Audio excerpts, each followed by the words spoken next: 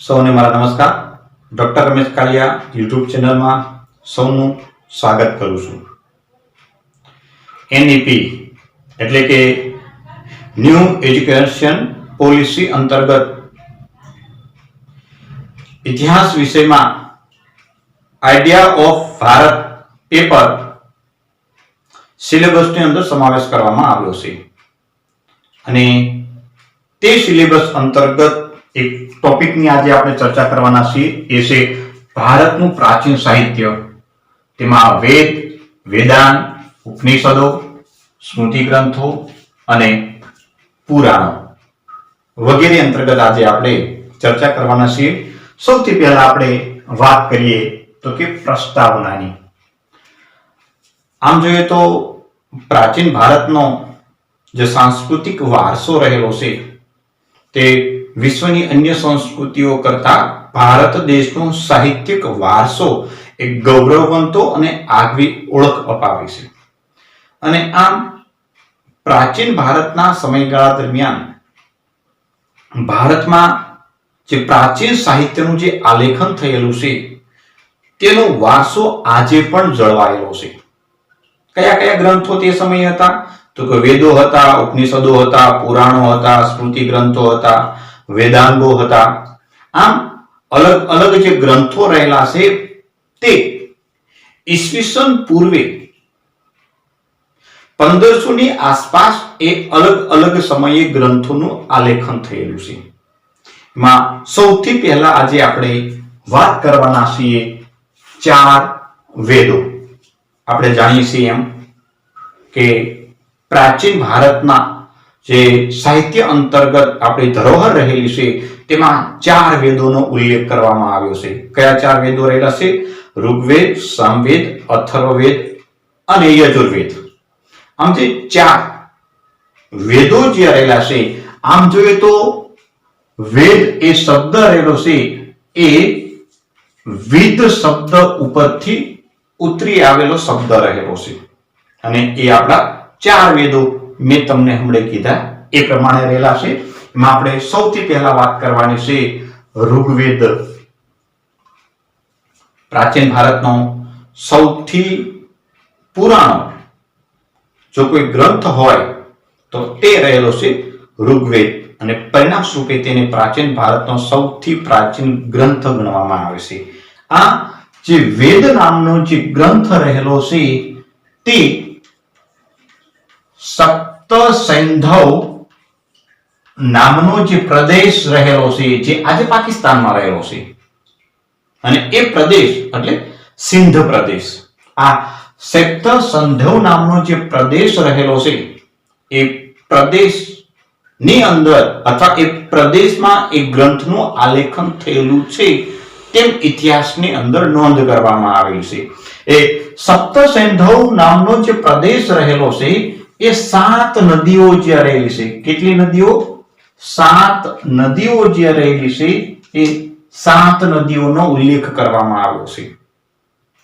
કઈ કઈ નદીઓ રહેલી છે એના માટે એક સરસ મજાનું સૂત્ર બનાવેલું છે અને એ સૂત્ર અંતર્ગત જો આપણે યાદ રાખીએ તો કહેવાય બિચારા સીધા સસરા જેલમાં. બિચારા સીધા સસરા જેલમાં. જો સરસ મજાનું સૂત્ર છે. ક્યારે કોમ્પિટિટિવ એક્ઝામ ની અંદર એમ પૂછી શકે કે સપ્ત સૈંધવ પ્રદેશની અંદર જે 7 નદીઓનો ઉલ્લેખ કરવામાં આવ્યો છે નીચે આપેલા ઓપ્શનમાંથી કઈ એક નદીઓનો સમાવેશ થતો નથી? તો એમાં જોઈએ આપણે તો કે બિયાસ, ચિનાબ, રાવી, સિંધ, સરસ્વતી,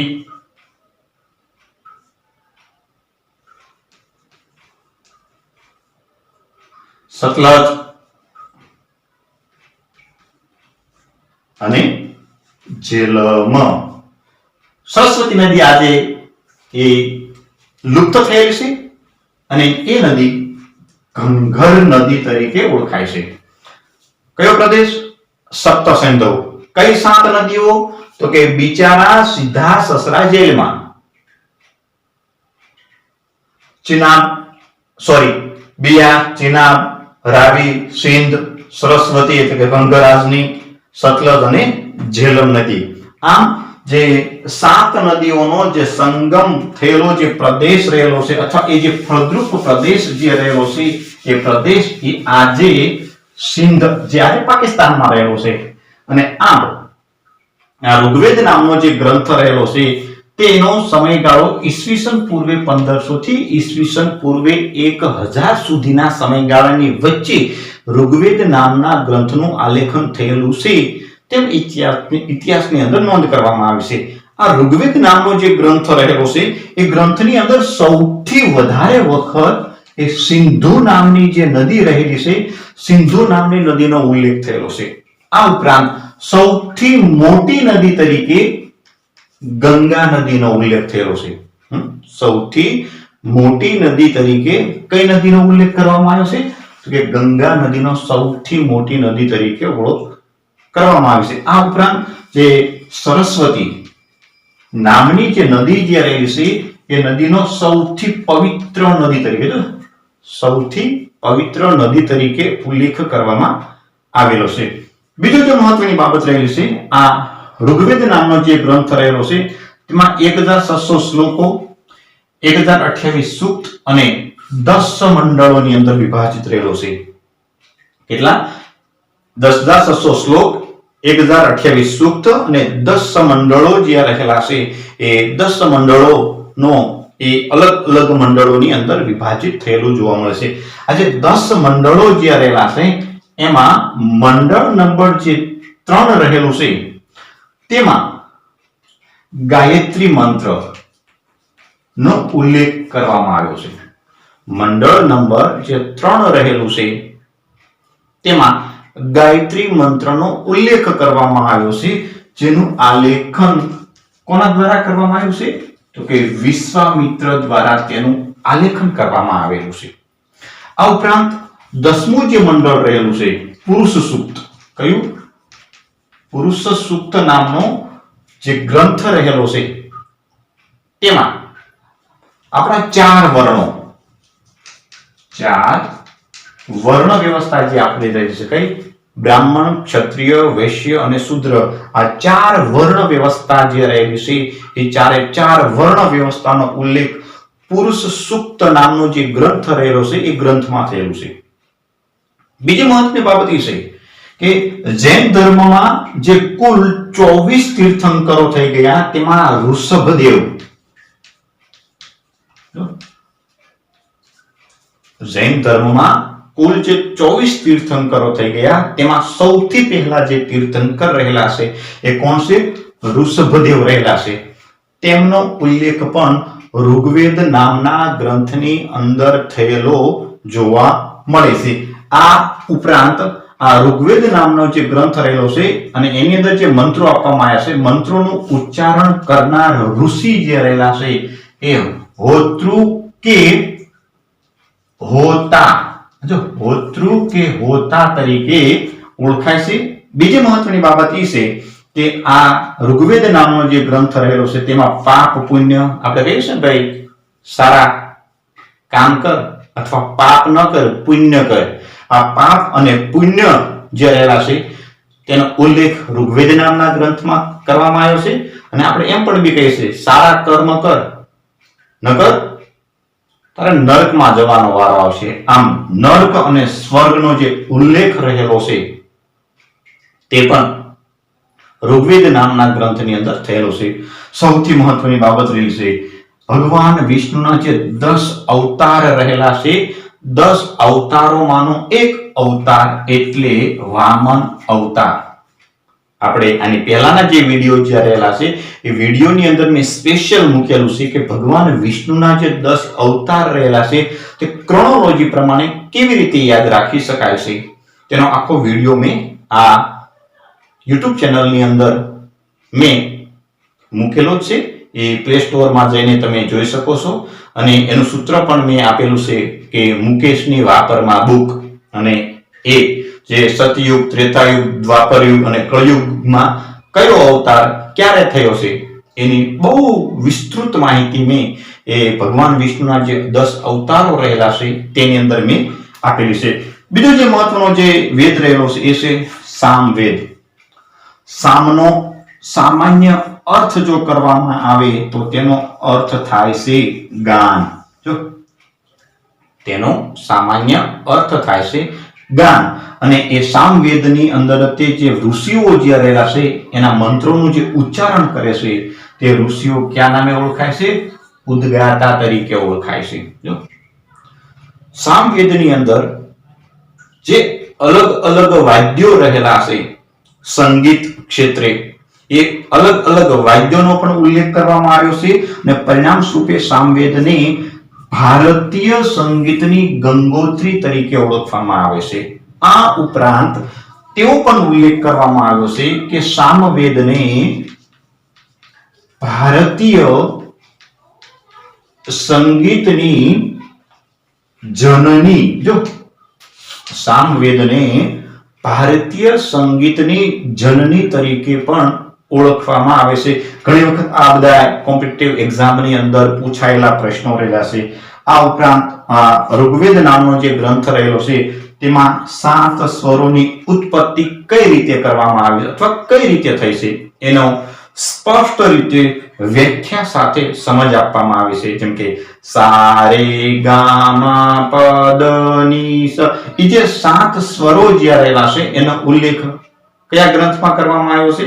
તો કે સામવેદ નામનો જે ગ્રંથ રહેલો છે તે ગ્રંથની અંદર ઉલ્લેખ કરવામાં આવ્યો છે. આ ઉપરાંત સૂર્યની જે સ્તુતિ રહેલી છે એ સૂર્યની સ્તુતિનો ઉલ્લેખ પણ સામવેદ નામના ગ્રંથની અંદર થયેલો છે. આ ઉપરાંત ઋગ્વેદમાં ત્રીજો વેદ રહેલો છે એ છે યજુર્વેદ. આ એકમાત્ર ગ્રંથ એવો છે કે જે ગદ્ય અને પદ્ય સ્વરૂપે આલેખિત થયેલો છે. જે આપણે 4 વેદો રહેલા છે 4 વેદોમાંથી આ એક જ ગ્રંથ એવો છે જે પદ્ય અને ગદ્ય સ્વરૂપે આલેખિત થયેલો છે. આ ઉપરાંત આ જે યજુર્વેદ નામનો જે ગ્રંથ રહેલો છે અને એક ગ્રંથની અંદર યજ્ઞ કરતી સમયે ત્યારે અલગ અલગ પ્રકારના યજ્ઞો કરવામાં આવતા હતા. જેમ કે અશ્વમેઘ યજ્ઞ અને આર્ય સમાજ જે રહેલો છે એની અંદર પણ નાના અને મોટા એવા અનેક યજ્ઞો કરવામાં આવતા હતા. રાજસ્વી નામનો યજ્ઞ કરવામાં આવતો હતો. તો આ જે યજ્ઞ સમયે જે પુરોહિતો અથવા બ્રાહ્મણો કેવા પ્રકારના લય સાથે અથવા એના રાગ સાથે યજ્ઞો કરવા પડે તેના નિયમોનું જે આલેખન રહેલું છે ત્યાં યજુર્વેદ નામનો જે ગ્રંથ રહેલો છે એ ગ્રંથની અંદર થયેલો જોવા મળે છે. આ ઉપરાંત આ ગ્રંથની અંદર જે શ્લોકો જો આલેખિત થયેલા છે અને શ્લોકોનું ઉચ્ચારણ કરનાર ઋષિ મુનિઓ જે રહેલા છે એ અધ્વર્યુ તરીકે ઓળખાતા હતા. આ ઉપરાંત આ યજુર્વેદ નામનો જે ગ્રંથ રહેલો છે એ 2 વિભાગોની અંદર વિભાજિત છે. કયા 2 વિભાગો? એક શુક્લ યજુર્વેદ અને બીજો રહેલો છે એ કૃષ્ણ યજુર્વેદ. અને આ ગ્રંથ જે રહેલો છે ગ્રંથની અંદર ભારત દેશની જે કૃષિ વ્યવસ્થા રહેલી છે કયા કયા પાકો રહેલા છે તેનું ઉલ્લેખ કરેલો આ ગ્રંથની અંદર જોવા મળે છે. સૌથી છેલ્લો જે ગ્રંથ રહેલો છે એ છે અથર્વવેદ. અને એ અથર્વવેદની રચના કોણે કરી છે? અથર્વ ઋષિ નામના જે ઋષિ થઈ ગયા તેમણે પોતાના નામ ઉપરથી જે ગ્રંથનું જે આલેખન કર્યું છે તે અથર્વ વેદ તરીકે ઓળખવામાં આવે છે. તેમાં તંત્ર, મંત્ર, લગ્ન, પ્રેમ વગેરે જે બાબતો જે રહેલી છે અથવા ભૂત પ્રેત ની જ બાબતો રહેલી છે તેનો ઉલ્લેખ આપણને અથર્વવેદ નામનો જે ગ્રંથ રહેલો છે ગ્રંથની અંદર થયેલો જોવા મળે છે. આમ પ્રાચીન સાહિત્યમાં 4 વેદોની ચર્ચા કર્યા બાદ હવે પછી જે મહત્વનું જે સાહિત્ય રહેલું છે એ છે વેદાંગો. આ વેદાંગો રહેલા છે તેની માહિતી આપણને ભારતીય સાહિત્યની અંદર જે કુલ 108 જે ઉપનિષદોની ચર્ચા કરવામાં આવી છે કે તેનો ઉલ્લેખ કરવામાં આવ્યો છે તેમાંથી મુંડકોપનિષદ નામનો જે ગ્રંથ રહેલો છે એ ગ્રંથમાંથી આપણને કુલ 6 વેદાંગ જે ગ્રંથો રહેલા છે તે ગ્રંથો અંતર્ગત આપણને માહિતી પ્રાપ્ત થાય છે. જોઈએ કુલ જે 6 વેદાંગો રહેલા છે તેમાંથી કયા કયા વેદાંગો રહેલા છે. સૌથી પહેલું રહેલું છે એ છે શિક્ષા, જેને વેદના નાક તરીકે પણ ઇતિહાસમાં ઉલ્લેખ કરવામાં આવ્યો છે અને તેમાં વૈદિક શ્લોકો જે રહેલા છે એનું શુદ્ધ ઉચ્ચારણ કેવી રીતે કરવામાં આવે છે અથવા કેવી રીતે કરી શકાય છે તે સંપૂર્ણ ડીપમાં જે માહિતી રહેલી છે તે આપણે શિક્ષા નામનો જે વેદાંગ નામનો જે ગ્રંથ રહેલો છે એ ગ્રંથમાંથી આપણને માહિતી પ્રાપ્ત થાય છે. ત્યારબાદ મહત્વનો રહેલો છે વેદાંગ એ છે છંદ, જે વેદના પગ તરીકે પણ ઓળખવામાં આવે છે. વધારે આપણે આગળ ચર્ચા કરીએ એ પહેલા હું થોડીક સ્પષ્ટતા એ કરું કે કોમ્પિટિટિવ એક્ઝામોની અંદર પણ એવું પ્રશ્નો પૂછાયેલા છે કે પ્રાચીન સાહિત્યમાં ઉલ્લેખ થયેલ શિક્ષા નામનો જે ગ્રંથ રહેલો છે તે ગ્રંથમાં વૈદિક દ્રષ્ટિએ તેને કયા સાથે સંબંધ ધરાવે છે તો એનો છે નાક. શું કહેવાય છે એને? વેદના નાક તરીકે ઓળખાય છે. આમ દરેક જે વેદાંગ રહેલું છે તે વેદનું અલગ અલગ જે અંગ રહેલું છે એ અંગના અનુસંધાને તેના સંબંધો રહેલા છે, તો એ પણ જાણવું ખૂબ જરૂરી રહેલું છે. આપણે મૂળ બાબત ઉપર આવીએ. કયું છે? છંદ, જેને વેદના પગ તરીકે ઓળખવામાં આવે છે. અને વૈદિક જે છંદો જે રહેલા છે એ છંદોની સંપૂર્ણ માહિતી આપણને આ ગ્રંથમાંથી પ્રાપ્ત થાય છે. અને શેષનાગ, જો આચાર્ય શેષનાગ જે રહેલા છે તેમના દ્વારા તેનું આલેખન કરવામાં આવ્યું છે. ત્યારબાદ છે વ્યાકરણ, જેને વેદના મુખ તરીકે ઓળખવામાં આવે છે અને તેમાં ભાષા સંબંધી જોડણીઓના જે નિયમો રહેલા છે તે સ્પષ્ટ રીતે આપણને સમજાઈ શકે તેવી રીતે ઉલ્લેખ કર્યો છે.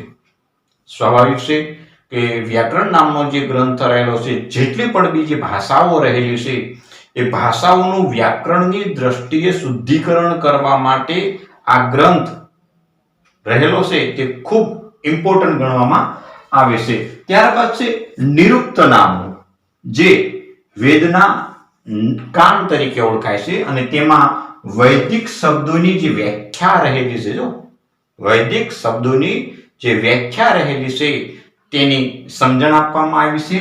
અને યાસ્ક નામના જે આચાર્ય રહેલા છે અથવા ઋષિ રહેલા છે તેમના દ્વારા નિરુક્ત નામના વેદાંગ જે ગ્રંથ રહેલો છે તે ગ્રંથનું આલેખન કરવામાં આવેલું છે. ત્યારબાદ રહેલું છે કલ્પસૂત્ર, જેને વેદના હાથ તરીકે ઓળખવામાં આવે છે કે જેમાં યજ્ઞ અને ગૃહસ્થાશ્રમ, જો આપણે જે 4 આશ્રમો જે રહેલા છે એ 4 આશ્રમો અંગેની પણ માહિતી પ્રાપ્ત થાય છે અને યજ્ઞો માટેની પણ માહિતી પ્રાપ્ત થાય છે. જેમ કે અશ્વમેઘ યજ્ઞ, રાજસૂય યજ્ઞ, વાજપેય યજ્ઞ, એમ આર્ય સમાજની વ્યવસ્થાની અંદર જે અલગ અલગ જે યજ્ઞો કરવામાં આવે છે એ યજ્ઞો અંતર્ગત અને આપણા જે 4 આશ્રમો જે રહેલા છે એમાંનો એક આશ્રમ એટલે ગૃહસ્થાશ્રમ અંગેની પણ માહિતી આપણને આ ગ્રંથમાંથી પ્રાપ્ત થાય છે. બીજી મહત્વની બાબત એ છે કે આપણે થોડીક ચર્ચા કરી લઈએ કે કલ્પસૂત્ર જે રહેલું છે એ 4 વિભાગ છે. કયા કયા છે? કલ્પસૂત્ર જે રહેલું છે તેને 4 વિભાગો છે. એક ગૃહસૂત્ર, 2 શુલ્કસૂત્ર,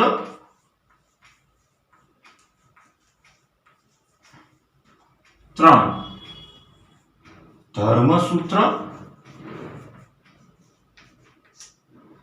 અને 4 સ્ત્રોત સૂત્ર. જો કલ્પસૂત્ર છે તેને 4 અંગો છે. કયા? ગૃહસૂત્ર, શુલ્કસૂત્ર, ધર્મસૂત્ર અને સ્ત્રોત સૂત્ર. આમ અલગ અલગ વિભાગોની અંદર વિભાજિત કરવામાં આવેલા છે.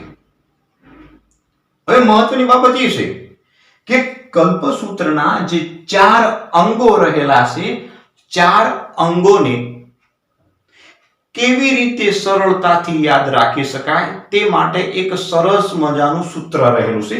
તે આપણે સૂત્ર જોઈએ. આ જે અંગો જે રહેલા છે એ તમે ખાસ જોઈ લેજો. આપણે સૂત્ર સાથે સમજીએ.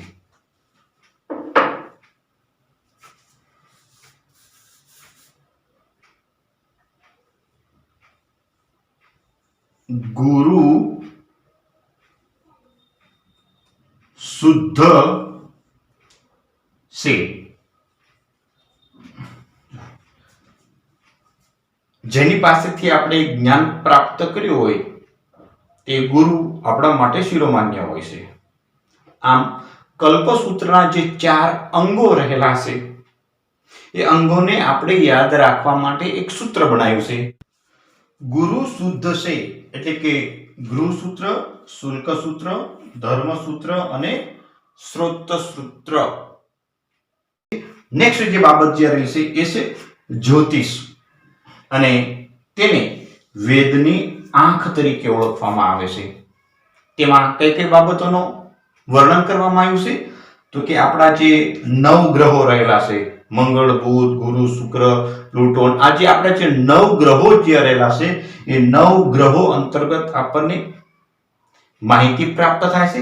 ત્યારબાદ છે આપણા નક્ષત્રો હોય કે આપણી જે રાશિઓ રહેલી હોય. આપણે અલગ અલગ રાશિઓ સવારમાં જાગીને અમુક લોકોને ટેવ હોય છે કે લાવ મારી આજની રાશિ કે આજનું ભવિષ્ય શું કહેશે, તો એ અંગેની જે માહિતી જે રહેલી છે એ પણ આપણને જ્યોતિષ નામનું જે વેદાંગ નામનો જે ગ્રંથ રહેલો છે એ ગ્રંથમાંથી આપણને માહિતી પ્રાપ્ત થાય છે.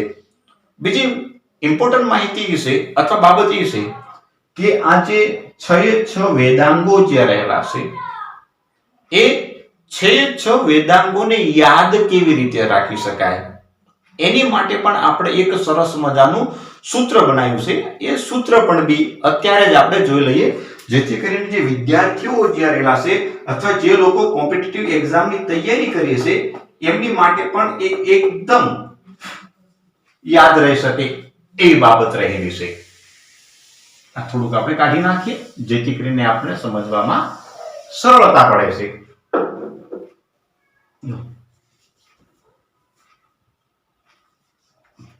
સૂત્ર લખતો જાઉં છું અને બોલતો પણ બી જાઉં છું. પાણી સીંચવાનું કે જો. શા માટે એવું સૂત્ર બનાવ્યું? તો કે ગામોની અંદર હજુ પણ અમુક ગામડાઓ એવા છે કે જ્યાં ગામના ગોંદરે જ્યાં કૂવો આવેલો હોય છે ત્યાં કૂવા ઉપર જઈ અને પાણી શીશી અને ઘર સુધી આપણે લાવીએ છીએ, અને એના માટે એવું આપણે સૂત્ર બનાવ્યું છે. અત્યારે આપણને એટલા માટે યાદ નથી આવતું કે આપણે શહેરી જીવન જે આપણી જીવન પ્રણાલિકા જે છે એના ઘરે તેના કારણે આપણા ઘરે બધે નળ પહોંચી ગયા છે અને તેથી આપણે પાણી શીશવાની જે પરંપરા જે રહેલી છે તેને આપણે ભૂલી ગયા છીએ. તો આ જે 6 વેદાંગો જે રહેલા છે એને આપણે કઈ રીતે યાદ રાખી શકાય એના માટે સૂત્ર છે. ફરી વખત રિપીટ કરું છું. પાણી શીશવાનું કેજો, એટલે કે કોઈ પણ સ્ત્રી હોય અથવા કોઈ બેન દીકરી રહેલી હોય એને આપણે કહીએ ભાઈ પાણી શીશવાનું કેજો ને, બરોબર? તો એ જે બાબત જ્યારે શું છે, પાણી માત્ર એક સમજવા માટે શબ્દ મૂકવામાં આવ્યો છે. શું? પાણી એક સમજવા માટે શબ્દ મૂકવામાં આવ્યો છે. તો સી એટલે શિક્ષા, છ એટલે છંદ, વા એટલે વ્યાકરણ, નું એટલે નિરુક્ત, કે એટલે કલ્પ અને જો એટલે જ્યોતિષ. આમ આપણા જે 6 વેદાંગો રહેલા છે તે વેદાંગોને આપણે આવી રીતે સરળતાથી યાદ રાખી શકીશું. આમ આજે આપણે આજે આપણે ટોપિક લીધો છે કે ભારતનું પ્રાચીન સાહિત્ય, વેદ, વેદાંગો, ઉપનિષદ, સ્મૃતિ ગ્રંથો અને પુરાણો. આમ જોઈએ તો ઉપનિષદો રહેલા છે તેને પણ પ્રાચીન ભારતની સંસ્કૃતિની એક ધરોહર, સાંસ્કૃતિક અને સાહિત્યનો વારસો ગણવામાં આવે છે.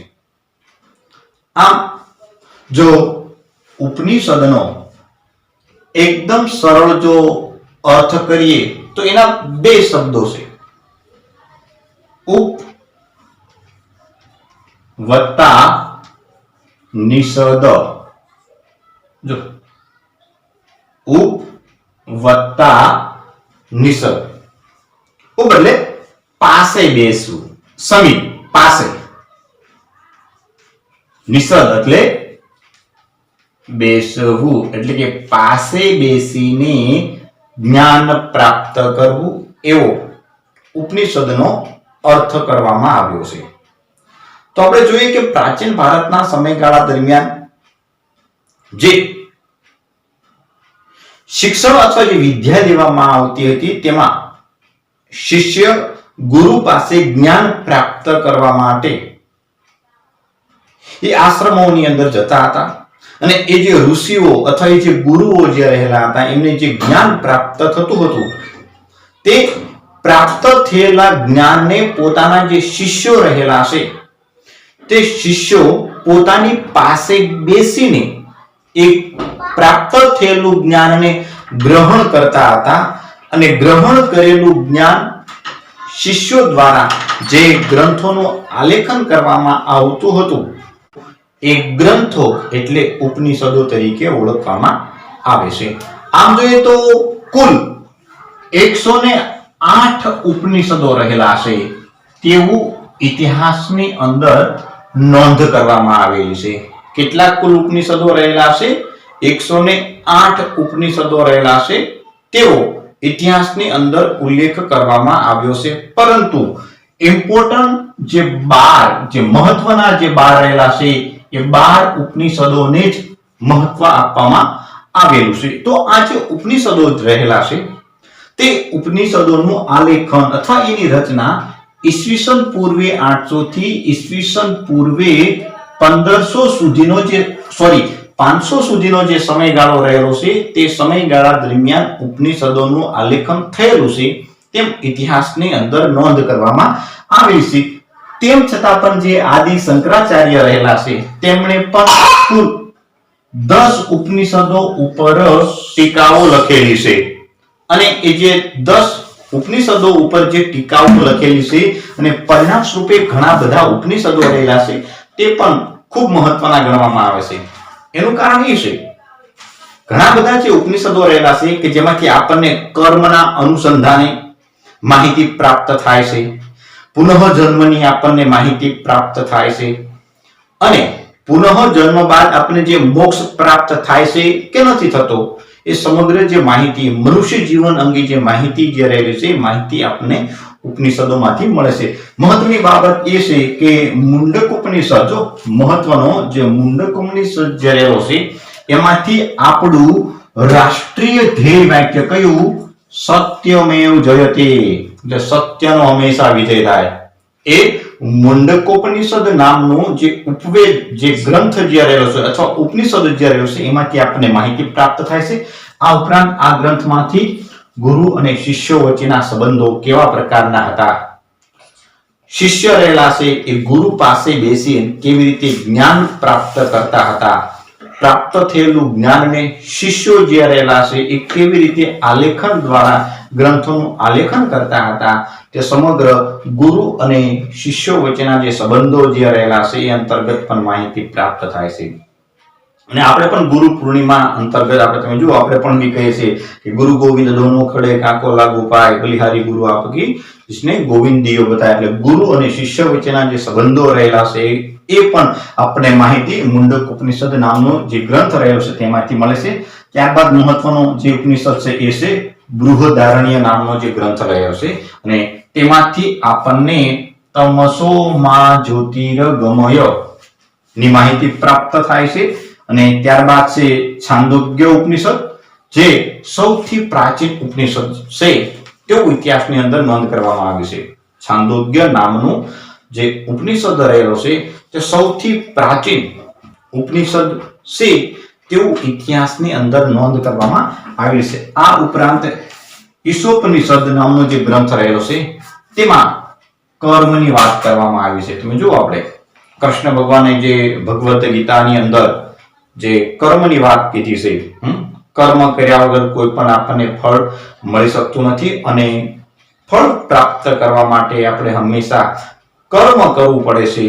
એ જે સૌથી પહેલી આપણને જે બાબતનો જે ઉલ્લેખ થયેલો છે એ ઈશોપનિષદ નામનો જે ગ્રંથ રહેલો છે એ ગ્રંથની અંદર આપણે કર્મની સૌપ્રથમ વાત કરવામાં આવી છે કે ઉલ્લેખ કરવામાં આવ્યો છે તેમ આપણે કહી શકીએ. બીજું જે મહત્વનું છે એ માંડુક્ય ઉપનિષદ, કે જેમાંથી સૃષ્ટિની ઉત્પત્તિ કઈ રીતે થઈ, સૃષ્ટિનો વિકાસ કેવી રીતે થયો, મનુષ્યની ઉત્પત્તિ કઈ રીતે થઈ, મનુષ્યનો વિકાસ કેવી રીતે થયો, મનુષ્યનું સમાજ જીવન કેવી રીતે વિકસિત બન્યું, એ સમગ્ર જે બાબત જે રહેશે એ માંડુક્ય ઉપનિષદ નામનો જે ગ્રંથ રહેલો છે એ ગ્રંથમાંથી આપણને માહિતી પ્રાપ્ત થાય છે.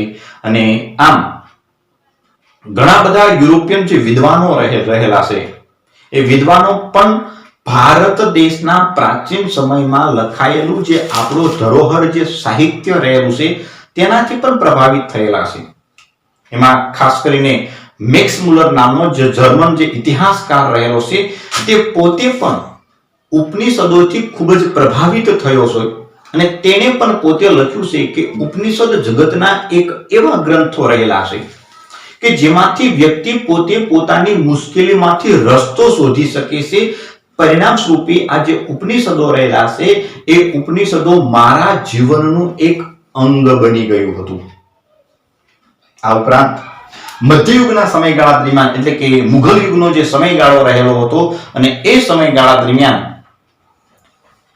દારાશિકો કે જે શિરર એ અકબર નામના શીર્ષક દ્વારા ઉપનિષદોનું ફારસી ભાષામાં અનુવાદ કરાવ્યો. જો ફારસી ભાષામાં અનુવાદ કોને કરાવ્યો તો કે દારાશિકો. દારાશિકો કોણ હતો તો કે મુઘલ વંશમાંથી આવતો હતો અને તે શાહજહાંનો પુત્ર હતો. કોણ? દારાશિકો શાહજહાંનો પુત્ર અને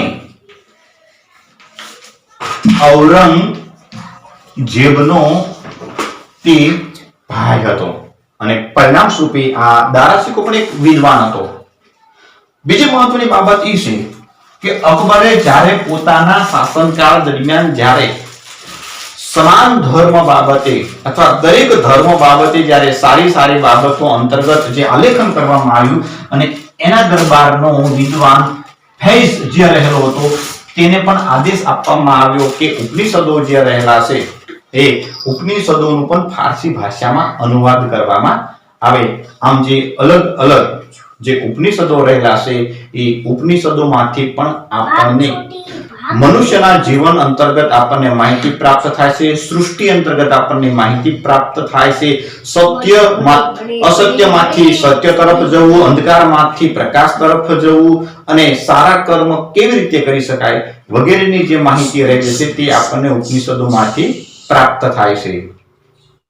ત્યારબાદ જે મહત્વના ગ્રંથો રહેલા છે તે છે સ્મૃતિ ગ્રંથો.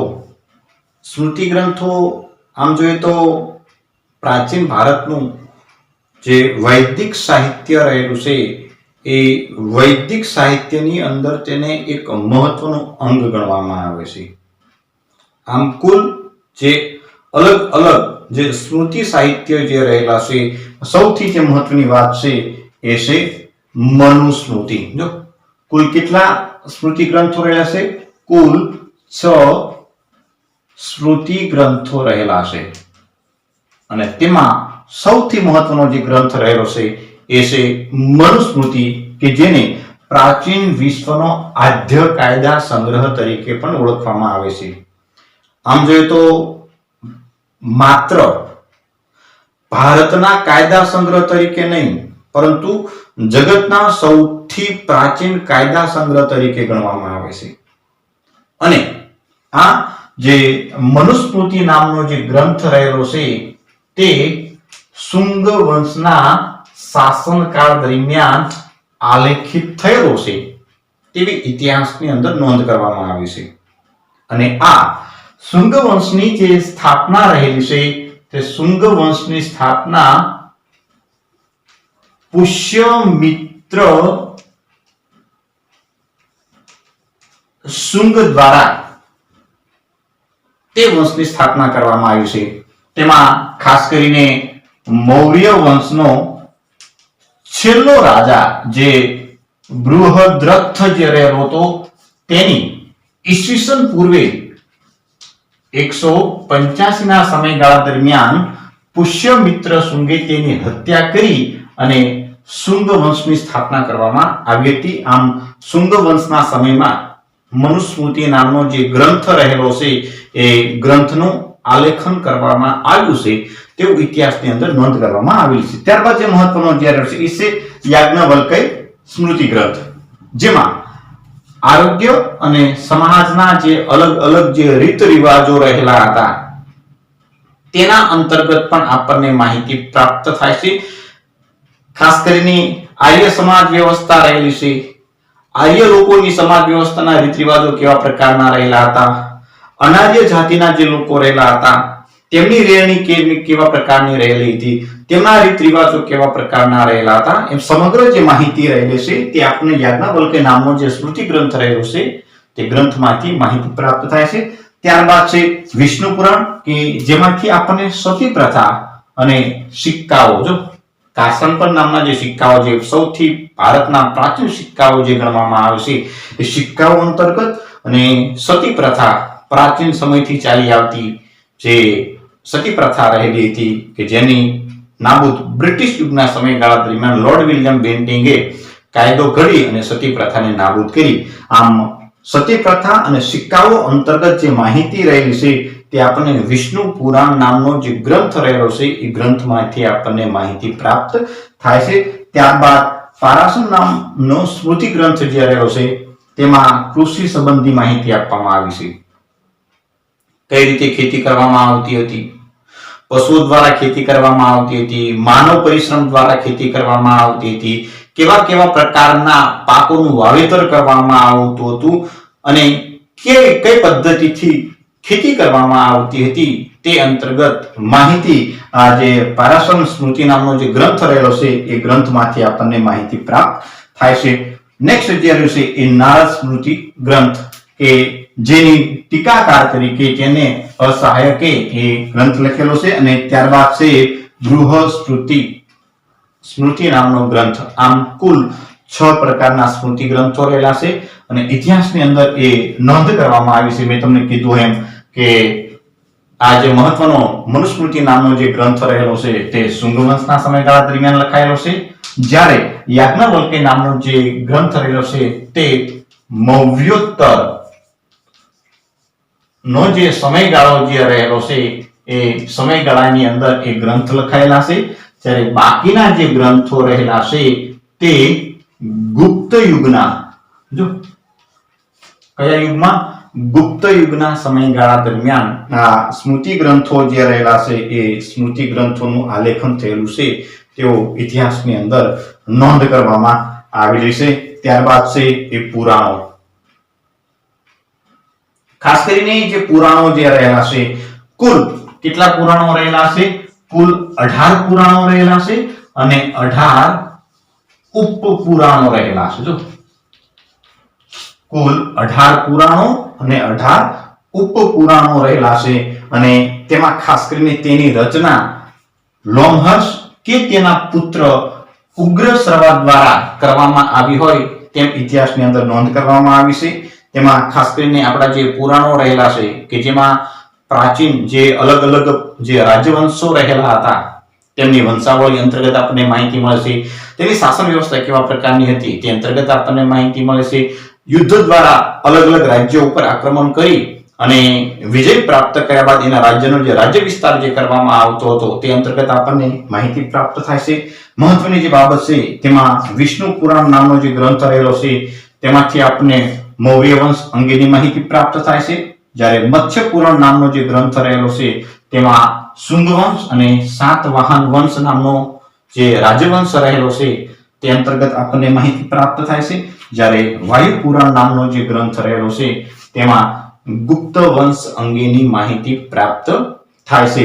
અને આ ગુપ્ત વંશ જે રહેલો છે તેને પ્રાચીન ભારતના સુવર્ણ યુગ તરીકે પણ ઓળખવામાં આવે છે. જો તમે કયા પ્રાચીન ભારતના સુવર્ણ યુગ તરીકે ઓળખવામાં આવે છે. જ્યારે ગુજરાતના સુવર્ણ યુગ તરીકે કયા સમયગાળાને ઓળખવામાં આવે છે તો કે સોલંકી યુગ અથવા સોલંકી વંશનો જે સમયગાળો જ્યારે રહેશે એ સમયગાળાને ગુજરાતના સુવર્ણ યુગ તરીકે ઓળખવામાં આવે છે. જ્યારે પ્રાચીન ભારતના જે સુવર્ણ યુગ રહેલો છે તે ગુપ્ત વંશના જે સમયગાળો જે રહેલો છે તે સમયગાળાને ઓળખવામાં આવે છે. આમ સમાપન કરતા કહી શકાય કે પ્રાચીન ભારતનું જે સાહિત્ય રહેલું છે તેમાં વેદો, વેદાંગો, સ્મૃતિ ગ્રંથો આ વગેરે આપણી જે ધરોહર રહેલી છે તે આજે પણ જળવાયેલી છે અને આજે પણ તેનું મહત્વ કેટલું બધું રહેલું છે તે આપણે સૌ જાણી શકીએ છીએ. આમ અમારા જે આ જે વિડીયો રહેલા છે તે જીસીઆરટી, એનસીઆરટી, યુનિવર્સિટી ગ્રંથ નિર્માણ બોર્ડ અને અલગ અલગ જે ઓથેન્ટિક જે ગ્રંથો રહેલા છે તેના દ્વારા આ વિડીયો બનાવવાનો પ્રયત્ન કરવામાં આવ્યો છે.